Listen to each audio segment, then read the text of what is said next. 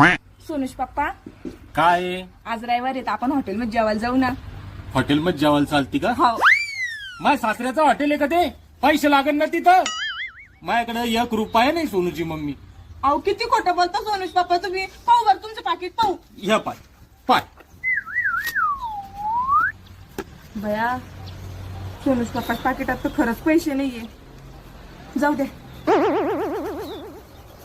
माझ्याकडचेच पैसे टाकते त्याच्या पाकिट मध्ये.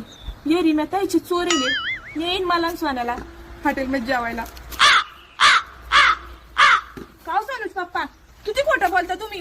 हे काय तुमच्या पाकिट मध्ये पैसे? हे पहा, हे पहा. तू इथे त्या पाकिटात. अगं ते चक्कीवाल्याला द्यायसाठी ठेवले.